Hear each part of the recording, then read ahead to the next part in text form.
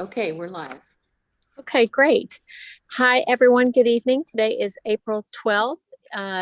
It's 5:37 p.m. and I will call the regular meeting of the Paul Sawyer Public Library Board of Trustees to order. Our Secretary, Carolyn Lynch, will take the roll and record attendance, sorry. And you all got an advance copy of the agenda, so I will entertain a motion to approve the agenda as submitted. I so move. I'll second. Thank you. I doubt there's any discussion. All in favor say aye. Aye. Aye. Great. You've also had the copy of the meeting minutes from last month. So take a minute to read over those. If there are any corrections, let us know.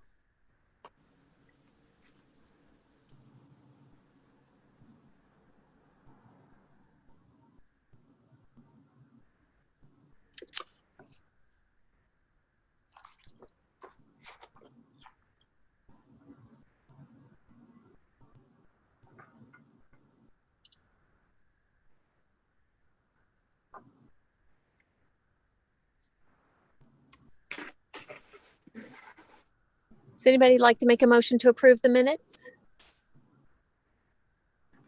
I'll second. Okay, Mary Lynn's going to make the motion. Maria will second. Any discussion? If not, all in favor say aye. Aye. Aye. Wonderful. Okay, we will move on to the treasurer's report, Bob. Okay. Jean sent out the updated report today. At the end of, or the beginning of March, in the checking account, we had $649,833.14. During March, there were deposits of $40,630.57, and checks written or other payments of $247,826.52, leaving us in the operating account at the end of March $442,637.19. We also had in the savings account $2,005,093.07, and other accounts, investments, remembrance accounts, and the like, $143,744.80. So funds as of March 31, $2,591,475.06. The report also indicates activity after March 1st. There were no deposits. And then moving on down, taking into account payments after March 31 and checks which still need to come in, plus estimated payroll, health insurance, and other expenses that need to be paid.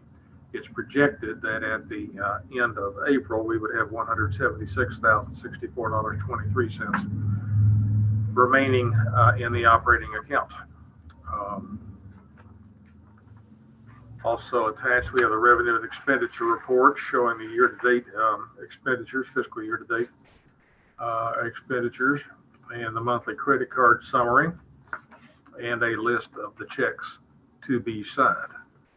So that is the treasurer's report, unless there are any questions.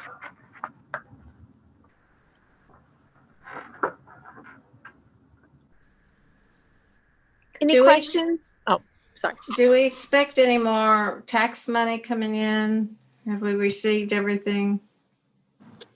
We got notice that we'll be getting, I think, motor vehicle tax possibly this week. And Valerie shared that we did receive some personal property tax or tangible tax maybe toward the end of the year. So we could get a little bit more in May or possibly June, but we're pretty certain we've received most of what we can expect or what we planned for. So, okay. Yeah. Well, it's close to what we had anticipated, so. Yes, it is. Yeah. Anybody have any other questions? Okay, if not, we'll take a motion to approve the treasurer's report.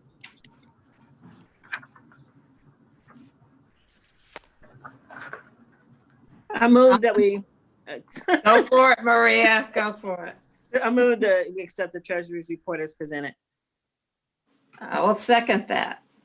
Thank you all. All in favor? Aye. Okay, great. Let's move on to the director's report, or if there's any communication, Jean, you can include that in your report as well. You should have the director's report with you. It's been mostly opening up again to the public, which has been extending our hours. We've been open to the public, but extending our hours. It's given all of us a feeling as though we're returning to more normal, which is really nice. We're seeing more and more people in the building every day. Not so many families yet, but we expect that to change too. But it's just, people seem to be thankful that we're open, and they are responding to the letters, the overdue notices that we sent out last week. We're getting lots of things back, which is really wonderful. So we hope that continues as well. Things seem to be going very well. People are responding very positively, and staff, I think, are starting to feel normal again too. It's going to take a while, but that's all good. We continue to deal with maintenance issues. So Charles has been a real asset to us. So we're taking things as they come. We're dealing with the effects of the power event, whatever that was, in a couple weeks ago, but minor damage for us. So the repairs for what we know is wrong will be less than $1,000. So that's really wonderful compared to what we thought it might be at the outset. So we're just taking things a step at a time and repairing and updating, and we have service contracts in place which will help assist with that. So again, I think the building is in really good hands, and we'll just take things as they come and make them better. So our programming, I think, is really good. I included the YouTube stats, which I don't know if you noticed that or not, but there were almost 80 hours of viewing time on our programs on YouTube in March, and those are just for March. So we have no explanation for why those are catching people's attention, but it's we think it's a good thing, but it's really kind of fascinating to watch. So we'll see how that goes.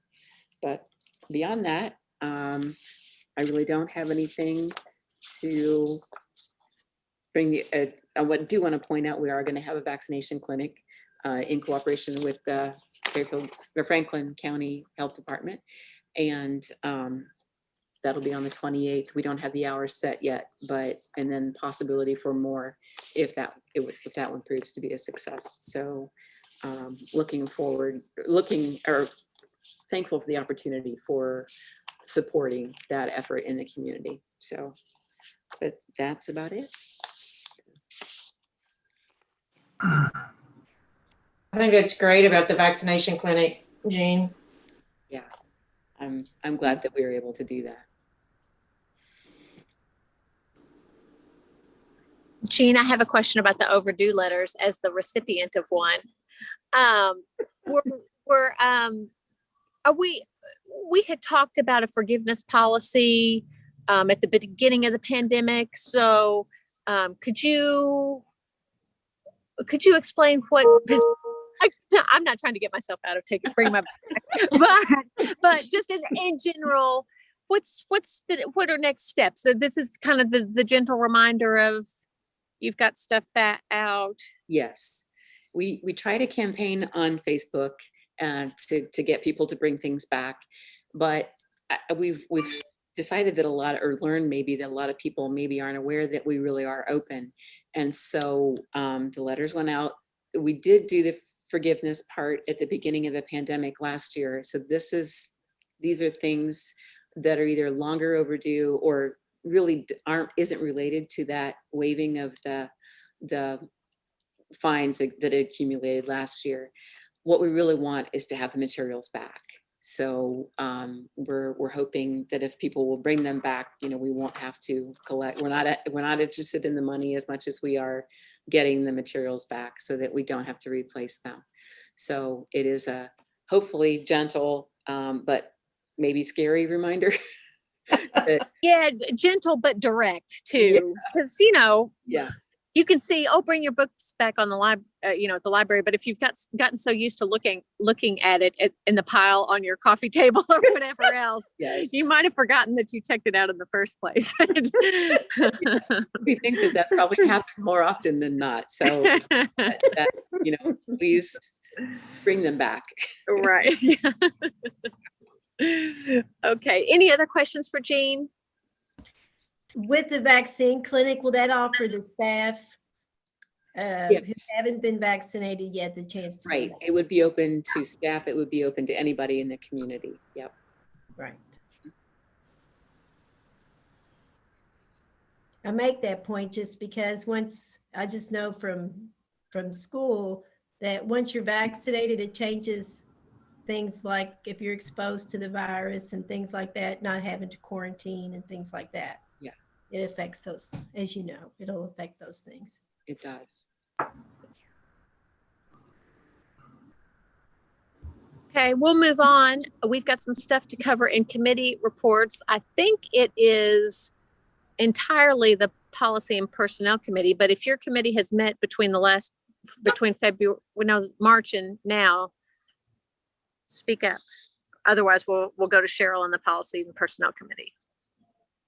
The budget committee has not met. I think I'll just make a note. We'll need to meet to consider the budget for next year. We probably don't need to do that till May, but don't you think, Jean? But we need to at least kind of put that on the Side second page of the list. So. Yeah. Yeah. And the technology committee will meet prior to our next board meeting.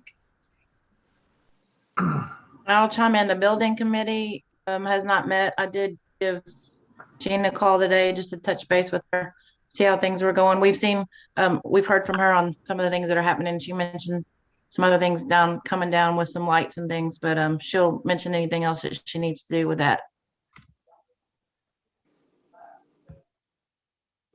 Okay, great. Thanks, you guys. So Cheryl, the floor is yours. Thank you. Let me call up. We actually met right before this board meeting. So one of the things that we need to discuss as the whole board was just sent to you all. I don't know if you've had a chance to call up the electronic copy of a change to the policy, or the personnel policy for traveling during COVID-19. Have you all had a chance to call that up, or do you need me to read it out? Yes, but go ahead and read it. Okay. Yeah, go ahead and read it. for our viewing audience, let's Okay. go ahead and read it. This is the policy that the committee is recommending. PSPL will follow current Kentucky Department of Health, KDPH, and Center of Disease Control, CDC, guidelines for travel, both domestic and international. Employees who choose not to be vaccinated may use accrued sick or vacation hours, or they may take unpaid leave during the required quarantine period. The employees will notify their supervisor of out-of-state travel plans and shall present proof of vaccination. Misrepresentation of vaccine status or travel plans may be grounds for disciplinary action, including termination. Complete CDC guidance on travel can be found at, and then there's the link to their website, which is domestic travel during the COVID-19 pandemic.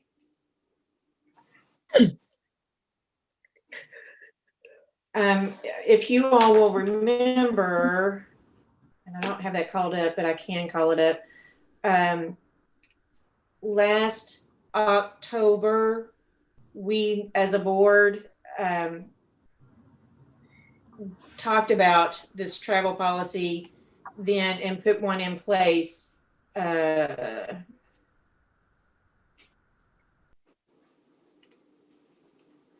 Jean, I'm looking for that. You sent that. I did. I don't even know what day that was. That was, It was late Friday. I think yeah, it- the current policy says, following travel to one of the states purporting a positive test rate equal to or greater than 15% of COVID-19 testing, as recommended by the Kentucky Department of Health, employees will be required to be tested for COVID-19 before returning to work. Employees will be paid at 100% of their regular hourly wage for the hours they would normally be scheduled to work while awaiting test results. Proof of test results will be given to the employee's supervisor, HR assistant, or the director. If an employee chooses not to be tested, the employee will not be allowed to return to work for 14 days. The employee may use available vacation or sick leave during that time, or he or she may take unpaid leave. So that's what's in place now.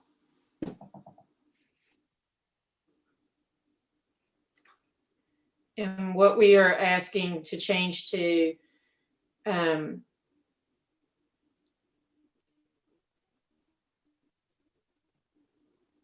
is that the employee would have to tell either their supervisor, the director, or the HR admin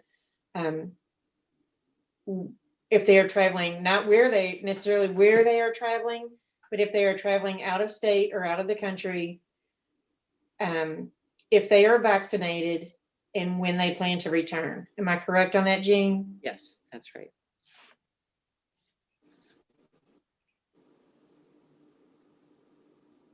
So I appreciate you all bringing this to us, because as we have experienced every month and week since the pandemic began, things have already, things are always changing. And so this to me seems to reflect the new nature of how we can deal with the pandemic and keep our employees and patrons safe, and yet, give everybody the freedom that they need to travel if they need to. I like this policy because it's open-ended as far as following the CDC or Kentucky Department of Health guidelines so it doesn't tie us to a specific, if you're traveling to this area that's above 15%, if you're, it's more open-ended. Because I think the guidelines are going to change probably a couple more times this year. Does anybody have any concerns with the policy as drafted?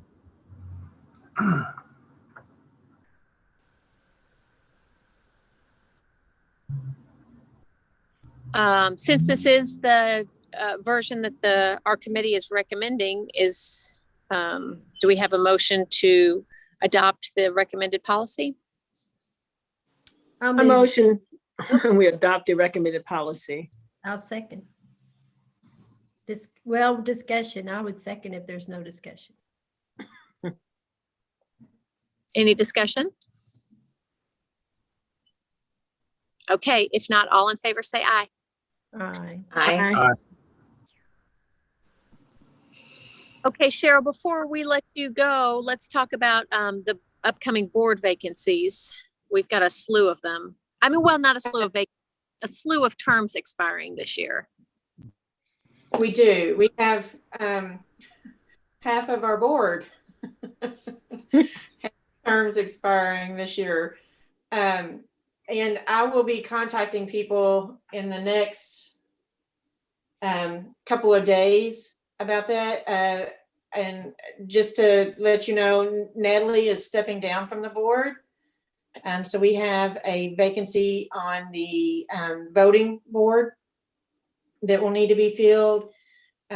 Bob's term is expired, and he is he's agreed to sign up for another term and continue on if we so choose as our treasurer, but that will come down voting down later.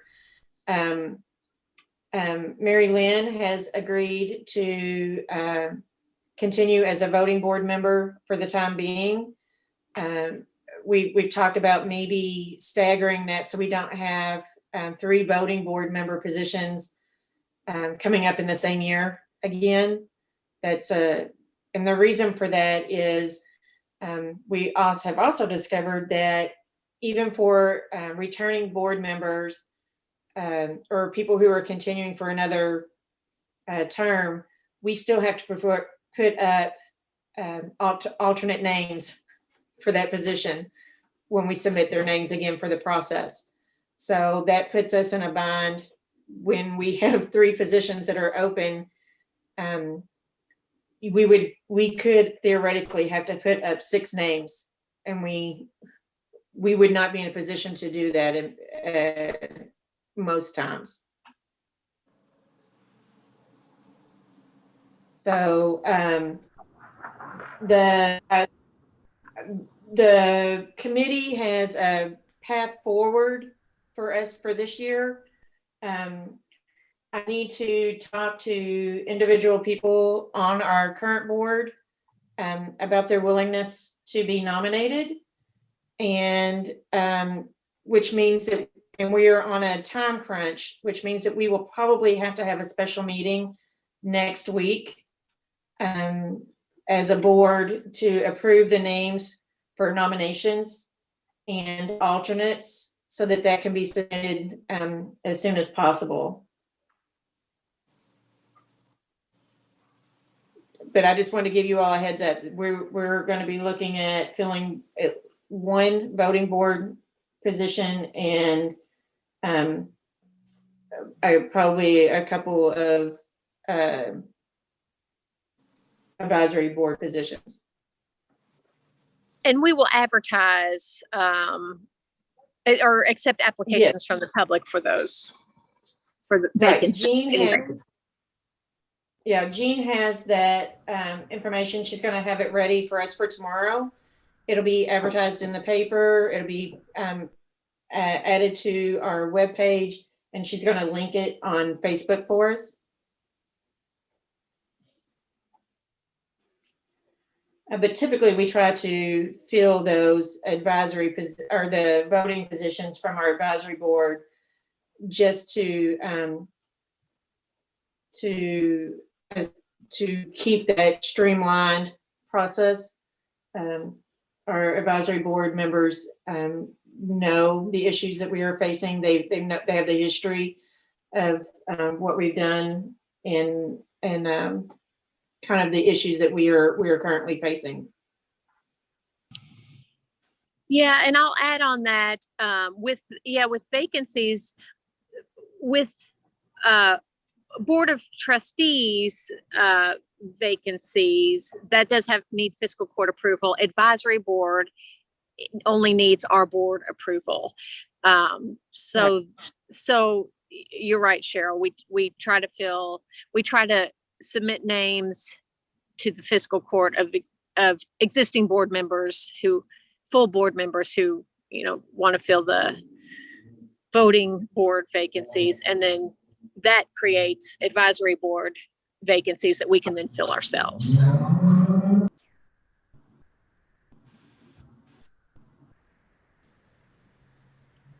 Cheryl, excuse me, Cheryl, is the issue where you were talking about the I don't know how to word it, where we would have 6 people, the little tricky part. Right. Is that something that's within our power to change, or is that like something at the state level or something? Well, it's written that we have to submit 2 names for every position. Okay. So that's not that's not written by us. That's written by another body. No. Right. Okay. Correct. So we can't change it. We can. A higher law.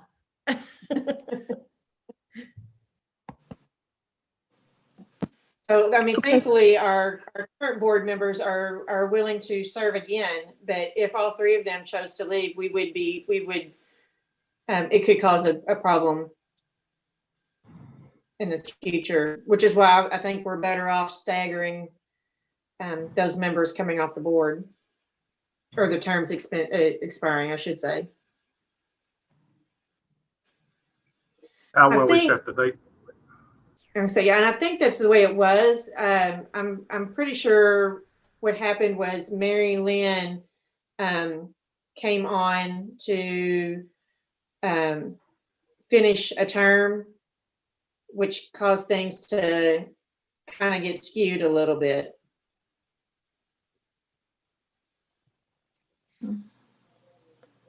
Geez, Mary Lynn. I'm not sure because I think I filled Mark's term, Mark Overstreet's term. So I think we must have gotten off maybe even before that. I don't know. Like when I came on, I was just, as I understand, I was filling Mark's term. I didn't serve the full new term. His term was Yeah. going to expire anyway on that date. So, Yeah. Okay.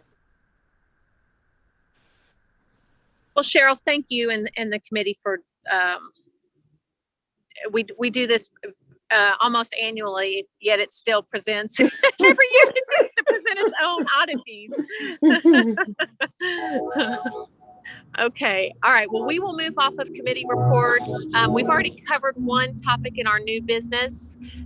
The other is a request for a leave of absence, and Jean, I'll let you tell us about that.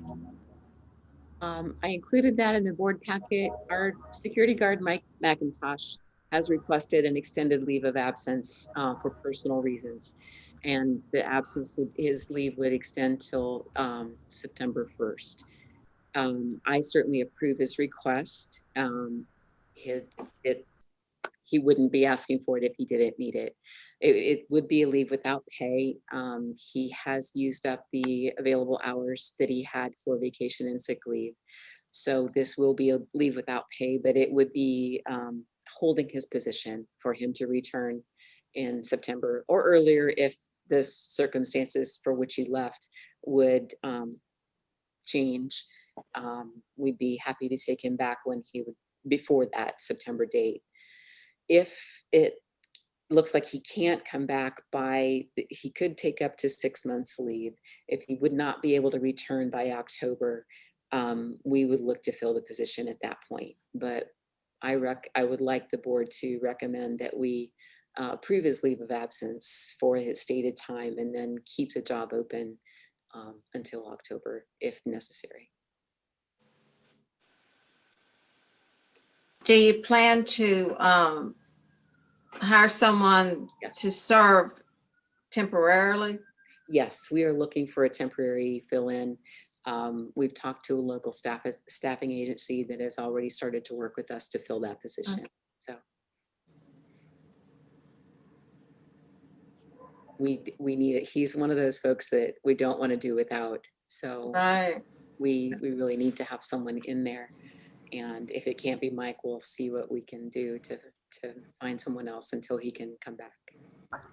So you need a motion to approve his request for leave of absence? I think Yes, please. Okay, so move. I'll second the request. The Anybody motion. else? Yeah, thank you. Anybody, any comments or questions about that discussion? If not, we'll go to the vote. All in favor, say aye. Aye. Wonderful. Motion passes. And please, Jean, pass along our high hopes for a successful procedure and Healing, yeah. healing. I'll do that. Thank you. Okay, that was the last thing on our agenda for tonight. Does anybody else have anything we need to discuss? If not, I'll entertain a motion to adjourn. So moved. Maria's the rock star, the motion rock star tonight. Okay, and a second and a vote. Aye. Aye. Aye. Great. Thank you so much, you guys. Thank See you next you. month. Thank you. Well, Jean, you'll send out, if we're gonna do a special meeting. Special meeting. Yeah. Hmm, We right. can, we'll do the day and time via email.